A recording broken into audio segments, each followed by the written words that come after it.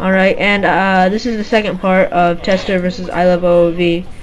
And as I was saying earlier, I think the factory count was a little bit of a turning point in the game as well, because iloveoOv usually is known for his macro, his excellent macro, and with that only one factory, he really isn't able to produce that many units, and he only just got a couple more factories.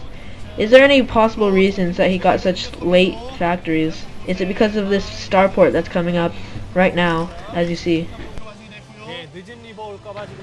I think it's a combination of things. I think he got a very early armory for a very early upgrade on this map, since there isn't going to be a whole lot of pressure early game coming from Tester. Also, he got a very early academy, which also means that it's going to slow his factory count just a little bit.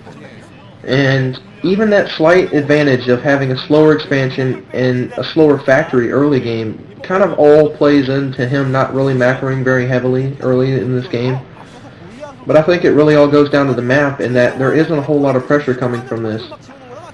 So, and also, as you said, we saw earlier, we have a science facility going up and a starport. So that really all plays into him teching versus him macroing. Yeah. And another question I had was, what really is that science facility going to be used for? I know we're going to see science vessels, but would they really have that much of a use? And what would they possibly be used for? They would be used for detection against Dark Templars, I know. Would they be used for EMP? Because in some games I've seen Boxer doing some nukes. He does a couple of dropships with a ghost and then a couple of random units, and then the science vessel EMPs just as the nuke is falling, and so it just takes out the Nexus and a ton of probes.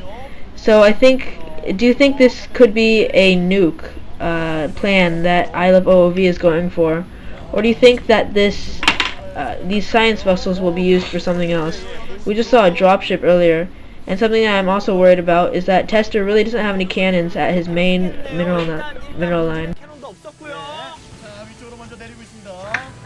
Well, as you can see, he's pretty well prepared for that drop, or he had two Dragoons there, so he was, I mean, he kind of sensed that something like that was coming, since he probably has an observer in OOV space somewhere. But, as you were saying about nukes, I don't really think we see nukes in this game. I mean, if you look at the natural of Tester, it's pretty cluttered there, and there isn't a whole lot of spots to sneak a little ghost in and do a nuke. And even in the base, even though the main is very large, it's still very open, so there isn't very many places to kind of sneak a ghost in. And at the third base of Tester that we're seeing here, the whole base can basically be covered by cannons with only maybe 3 or 4. So there isn't too many things you could do with this map as far as nukes go. But we're definitely going to see some vessels, and whether he's going to use EMP is really shaky at this moment. Yeah, and we just saw that vulture drop that did quite a large amount of harassment, taking about 5 to 8 probes down. So this will be a little bit damaging to Tester's economy. But Tester does have another expansion, and iloveoOv only has his natural, while Tester has 2 expansions. So what I think, my opinion is, that Tester really got a macro advantage right here by having that extra base. What do you think? Do you think it was a big advantage with that base, or was it a small advantage? Well, I don't want to say OOV was waiting for anything, but I think OOV was kind of expecting Tester to do some, maybe even a 2-base carrier build, which we've seen a few times by Nalra and other creative Protoss players, but I think he was really expecting Tester to do really fast carriers, since they're so effective on this map, and that's been a huge trend on this map since it's very effective. And I think he was really expecting that to happen. So I don't think he really took a third too quick, hoping that if Tester starts teching, he would have enough of a macro advantage to be able to kill Tester very quickly. Yeah, I just saw that. He already had Goliath, and he didn't even scout carrier tech. So I think what you say is pretty much right. There is something I just wanted to say, but I forgot. Oh yeah. So earlier in the game, you said that the pathing, the Terran has to go either to the left or to the right because big units just can't fit through the middle.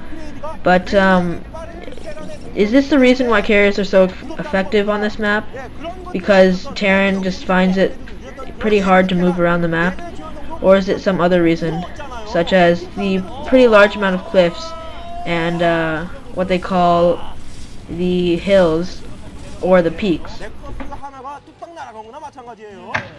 Yeah, it's basically because of the pathing on the map, and that makes it. And it, as we all, as in the Terran vs Protoss matchup, Terran's very sluggish in their moving as they have to push.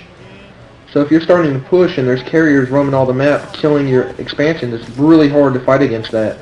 And especially with the pathing, you can't really run around and chase the carriers as they can just hop from one peak to another or on the other side of the pathing thing there or another. So it's really hard to chase carriers on this map. Yeah, I think that iloveoOv did a really nice job on harassing, but I don't really understand why he didn't try and take out the base at about 4 or 5 o'clock, this one, that only has 2 cannons protecting it and it's not on a ramp, because it relatively is undefended at this point. It really seems that iloveoOv doesn't try and pressure his opponent into defending. Tester basically is free to expand. You see that iloveoOv is pretty much taking the left side of the map, and Tester is taking the right side of the map, and none of them are attacking each other's expansions. So both of them are pretty much free to do so. And iloveoOv, as you said earlier, was probably expecting carriers. So wouldn't that make him even more inclined to try and take out those extra expansions that are relatively undefended that Tester has right now? Well, one thing I think iloveoOv really doesn't want to happen is kind of a counterattack dance that we see a lot of that we see in a lot of matchups, in any matchup really. So if OV went hauling ass down there just to kill that one expansion or 2 expansions guarded by a few cannons, which Tester would still have 3 bases left. I don't know. It's really hard to say what he'd do there, and we're gonna have to pause here.